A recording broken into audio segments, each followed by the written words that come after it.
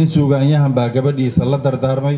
wuxuu yiri afar walxaata nin la iska jir ragay ku jiraan inaad iska ilaalisaana aad bay u fiican tahay wuxuu yiri aftahan aan xoolo haysanin iska jir sababtoo ah waad ogtiin miyiga markii la joogay ninka Soomaaliga ah waxyaabaha xoog la saari jiray waxay ahaayeen geela oo waxyaabo saas oo kala ah marka wuxuu gabay ku tiri gabay aad u ballaaran oo ayuu ahaa laakiin in yar baan ka soo qaadnaya aftahan ana wuxuu dhahay konton baa ka dhalay geela iyaga guga kaliishaay inta karinka loo yeelay baa reera kaafide nirgihiisa lama koobi karo kayn hadduu gale an karuurka wada doonane kabaha soo qaado haddii kala kadablaatay kaadad qoladiina yani ninka wuxuu tusinayay inuu geel badan leeyahay laakiin taas maysan dhicin waa aftahan aan xoolo haysanin nin jinni ka socod badan gabdhaha inay iska ilaaliyaan aad bay u muhiimsan tahay ninka jinniga ka socod badan ana waxaan ku miitaaliyay markaan tusaale ahaan u soo qaatay ragga ciyaal ziyaha markii xaafadaha jooga shaqooyinka la aada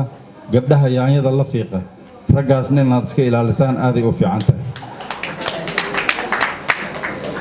jilbis ka qaniyo kulul inta badan gabdhaha waxyaabaha aad loogu kasbado waxa ka mid ah erayo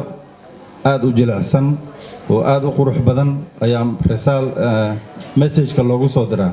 ama fariin oo la leeyahay aad u yani gabadha jirkeeda bedeli kara ifka nolosha waa adiga ehel caashaqna waa aniga wali doonida kuma dhalan dhabta hooyo kuma qaban gabarku dhigmayse adiga waxaa tahay sax qof sharaf leh laakiin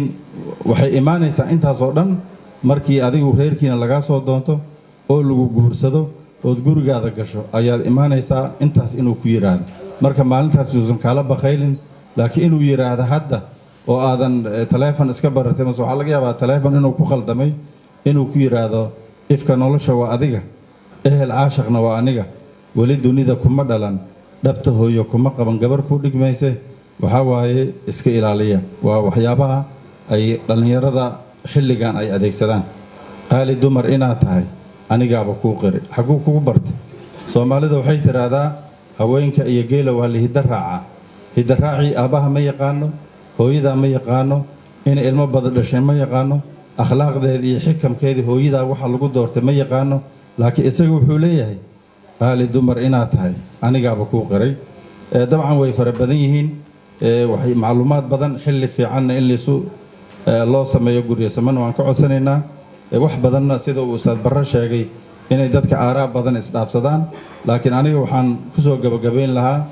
wixii qoran baa quruuma hare muxuu hadal qiimo leeyahay yani qof kasta oo inaga mid ah waxa wanaagsan inuu aad wax u akhriyo si marka aad u barataan akhrinta faa'iidada ay leedahay